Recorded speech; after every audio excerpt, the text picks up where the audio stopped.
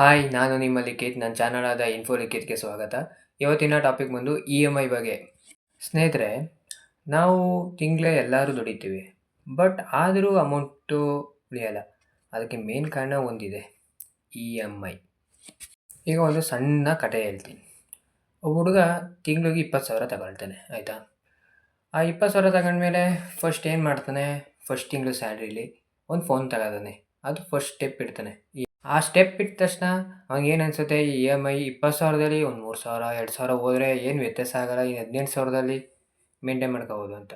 Next ಏನು ಮಾಡ್ತಾನೆ, ಅವನಿಗೆ ಬೈಕ್ ತಗೋಬೇಕು ಅನಿಸುತ್ತೆ. ಮತ್ತೆ ಇನ್ನೊಂದು ಇ.ಎಮ್.ಐ ತಗೋತಾನೆ. ಅದಾದಮೇಲೆ ಏನು ಮಾಡ್ತಾನೆ, ಟಿ.ವಿ. ಅವ್ನು ಟೋಟಲ್ 20,000 ಸ್ಯಾಲ್ರಿಲಿ ಮಿನಿಮಮ್ 7,000, 8,000 ಒಂದೇ ಹೋಯ್ತು.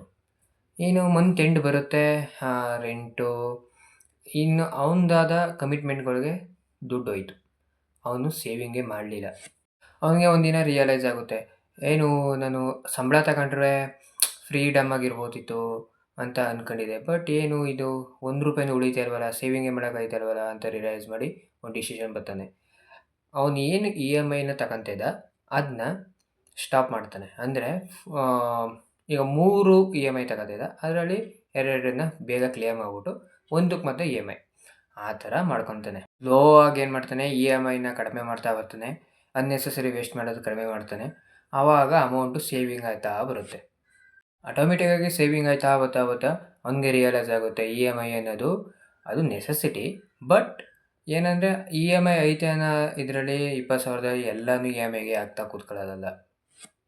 ಇ.ಎಮ್.ಐ ಅನ್ನೋದು ಒಂದು ಟ್ರ್ಯಾಪ್ ಇದ್ದಂಗೆ.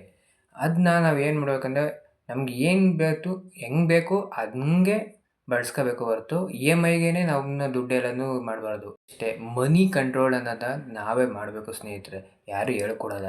ಇ.ಎಮ್.ಐ ಅನ್ನೋದು ಒಳ್ಳೆಯದೇ, ಬಟ್ ಅದನ್ನ ಯಾವ ರೀತಿ ಬಳಸ್ತೀವಿ ಅನ್ನೋದು ನಮ್ಮ ಕೈಲೇ ಇರುತ್ತೆ. ಸೇವಿಂಗ್ ಮಾಡೋರು ಇದ್ದಾರೆ, ಇ.ಎಮ್.ಐ ತಗೊಂಡು ಮನೇನೂ ಮಾಡ್ತಾರೆ, ಲೋನ್ಗಳು ಮಾಡ್ತಾರೆ, ಇ.ಟಿ.ಸಿ ಮಾಡ್ತಾರೆ, ಇಲ್ಲ ಅಂತ ಹೇಳ್ತಾಯಿಲ್ಲ. ಬಟ್ ನಮ್ಮ ಕೈಲಿ ಮನಿ ಕಂಟ್ರೋಲ್ ಇರಬೇಕು. ಫಿನಾನ್ಸ್ ಚಿಕ್ಕ ರಿಲೇಟೆಡ್ ಆಗಿ ಸ್ಟೋರಿಗಳು ಬೇಕಂದರೆ ದಯವಿಟ್ಟು ಲೈಕ್ ಆ್ಯಂಡ್ ಸಬ್ಸ್ಕ್ರೈಬ್ ಮಾಡಿ. Thank you.